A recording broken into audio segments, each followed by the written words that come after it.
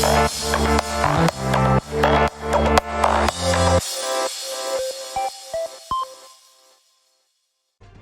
everyone, hello fellow Masketeers, and welcome back to another episode. I wonder if I should use that as an intro. That's quite cringe, but hey, I'm all about the cringe. Now, in today's episode, we're so close to unlocking the next Masketeer, which is Nightingale, which is quite a cool character. So we'll be unlocking that in a second and then going through another Transcend and pushing a bit more. But in the meantime, I want to go through a couple of updates. I am trying to make in-depth guides. So with this Let's Play series, I'm going to go through as I go through each milestone. But on top of that, I will be releasing in-depth guides. For example, team builds, Masketeer, mask guide, rune guide, that sort of thing. So I'm currently working on a team build guide. It's just a little bit example. For example, like beginner players up to stage 145 can use Cane, Falcon, Titan, Pixie. With those skills, best to use level the highest. And then for mid-tier could be Nightingale, Falcon, Titan, Pixie up to stage 320, and then 320 like Titan, Nightingale, Koro and Felina. It's probably good. So I'm still researching all of them, so I'm still looking at which characters are the best used combinations with best skills and for best pushing and stuff like that. So there's a lot of research going into it. I'm speaking to you, obviously all you guys are helping, so thank you so much. Thank you for your feedback and notes. So hopefully I'll get that team build example, the best team, by next week, early next week, and then after that I'll be doing Masketeers and runes, which I'll go through an example in a second. So we've unlocked the next Masketeer, which is Nightingale. This is another reason why I wanted prestige, because I want to use her, level up as a character, because she's quite good DPS. So she's definitely someone I want to have in my team. So, and we've gone through the Phantom Bandits, so we can collect more tokens to get more Arcanas. Now we're talking about masks, so I'm just going to collect all these masks first, so I can give an example about the mask guide that's going to be coming up as well. Ooh, a legendary, I believe. Look at that. Where is it? Where is it? Where is it? So I've got a legendary mask for Koro. So that's pretty cool. Look at that. Way legendary. So 2.73. So I will be changed it. So I want to change that mask now. Actually, equipped. So I don't need any of these. So when I'm talking about masks, I'll do mask guide soon. There's basically two main things you want to be looking at when equipping mask. Obviously, you want to get all the legendaries, because legendary is the most powerful you want to get. And you can get rid of, whenever I get spare mask, I always disenchant them to get dust. Dust is going to be quite important for two things, which I'll explain in a second. So those ones we don't need. What else have we got? All these ones are weak, so we don't need any of these. So we disenchant them to get all the dust. Now the reason we want dusts is so that you can use them two things: for re-rolls and for buying new masks. So if you go to the mask book, which is this icon, there's mask collections. When you start filling up collections, you start getting bonuses. For example, if I was to get the whole tree on that line, the whole line equipped, then I get this bonus, which gives me increase in all mask main stats by 100%.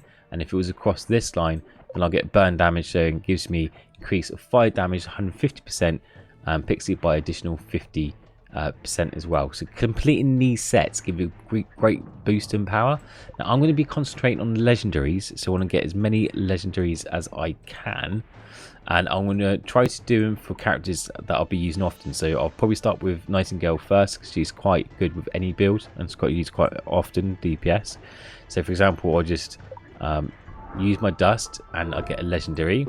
It is random, but I believe there's no repeats, so if you just keep doing dust, it will just autofill. So going back to the mask, so I'll put Nightingale's mask on, and I say don't need that anymore. The second thing you look at when you get the mask is the yin and yang and elements. So in the yin and yang, which is at the top left, these indicate your rune slots. So when you equip your runes, let's go to a character that we have got one. So equip matching coloured runes to get this bonus. So you need 2 blue ones and 1 red one for that bonus to be equipped, which I'll show an example which one we already have. So this one on Falcon, we've got 2 green and 1 blue equipped. So if you go to Falcon as a character, you can see we have 2 green runes and 1 blue rune equipped. Now the second thing you want to look at is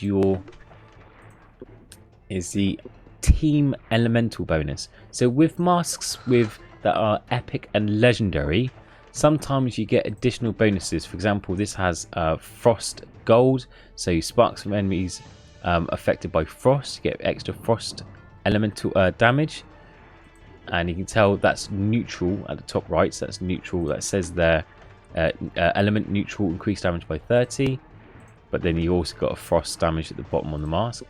Now if you get all the characters in your team with the same elemental damage, or close as you can, so this one is ice elements, it deals 10% ice damage and has 1% chance to cast frost, and it says Iceborne, so damage and HP for each ice mask equipped in the team. So if they all have ice damage, that will give an extra 10% for every person that has an ice element mask. So this one has an ice element mask, and that's the only person, but you want to try to get all of them with the same element, because normally you can re-roll stats. So ideally I would want all the team with the ice element mask and the highest powerful mask I can get, and if I haven't, you can then re-roll your ice stats, or whichever stats you want. Normally they're quite low cost, they do get higher each time you re-roll, and if you can have stacking frost damage on top of all your ice element masks as an example, that starts stacking up and gives you more power. So those are 2 things you want to really look out for. When you're early game, it's pretty much just equipped the most powerful mask you can, so you can't really be picky. You kind of just equip the best ones you can, but as you start collecting them, as you start getting to stages 2, 3, 400, you start collecting a lot of epic and a couple of legendaries, and you have a stack of different element types. So ideally, when I played alpha, I had everyone had a legendary mask, but then I also had different element types of epic masks. So for example, I had the best fire type, the best frost type, and I tried, when I was leveling up, I tried to make sure that the whole team had the same elements and the same stats and the strongest mask. So hopefully all legendaries, all the same elements, for example fire, all had burn effect and team burn effect, and all had the correct runes equipped to boost those factors. Those are the 3 things kind of adds more power and potential to your characters. As I said, I will do a much more in-depth guide about that, about mask runes and mask bonus effects. But yeah, it's definitely something I'm looking forward to.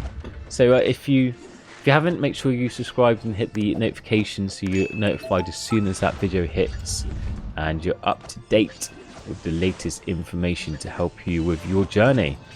So now I'm just so I can get the next one. So the next biggest milestone, these charms are good, but really I want to look at relics and Masketeers. So the next big one would be my 270 mark. 270 would be my next big milestone. Also I'll be doing videos on each milestone as we go through, so we go through the journey together, showing you what I am doing and not doing, with tips along the way. But yeah, the one I'm really looking forward to is 1070, and then the next one is 320, next Masketeer. So yeah, the grind is real. See if I can get a little splash through going on with this wave attack, so I can get a couple more stages gained. I like to end on a round number like 150. I don't know why, if it's my OCD or something, but if it stays like 149, that'll bug me. It has to be like an even number when I transcend. So we're at stage 150 now, so I'm going to transcend, and I'm using my crystals to get as much arcane as I can, so I can get either a new relic or level them up. And I'll show you what current relics I have at the moment after this transcendence. So I'm definitely going to have Nightingale. So I'm going to have Nightingale, Falcon, Pixie, and Titan.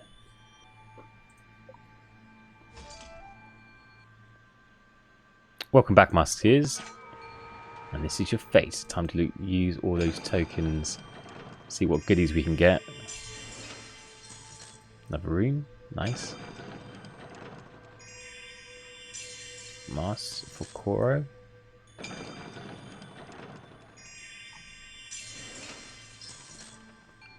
Ignore that. Yes, I'm sure. Got ourselves that extra spin. And what does that give us? More power, more buffs. Pleasure doing business with you. Thank you, sir. Thank you. Now, oosh. Let's look straight at the relics discovered. Let's see what we've got. I'm going to get that to level 2. So all my relics I've currently got at level 2. I'm going to get one more relic. Which one's to get damage, spark drop. And get plus normal Wraith spark drop or team ice damage. I'm going to go for damage plus normal. And I'm going to get this one because I've already got one in there. So I want to complete the... Well, after this I will need one more relic in that set to complete the set bonus. So get that one next. Leaves me 55. I haven't got enough to upgrade the arcane chime for more, but I have got enough to upgrade this. So that's level 2, lovely jubbly, and I'll save the rest for. So I've got some because they do when you start getting more relics. There's 37, but the amount stacks up ridiculous. So you do have to spend a couple runs in arcane chime so you can get your relic, your arcanas. Are basically up, so I'm going to save that to 28 for my next run, so I probably can level that probably like 2 or 3 times to get to level 3. If I can get that to level 3, I'll be pretty happy. That'll be my next protocol to go to. Next, I'm just going to quickly load these up so I can get a wave attack in, so I can Nightingale. Oh, we had Nightingale. Forgot about her already. Oh, sorry, so sorry, Nightingale. You're amazing. Alright, time to get to level her stats up. Right, so hers is lightning damage based, but it says I need to get 2 blue, 1 red. There's 1 blue there. Oh, I need another blue from someone. I haven't got Koro in my team, so I'm going to nick it off Koro. So I'm going to use that for now. And red 1 again, that's fine.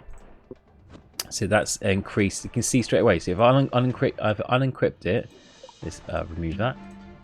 You can see it's 2.73, and then by making sure you write runes, it goes up to 4.10. So there's a massive difference by having your correct runes equipped with the mask.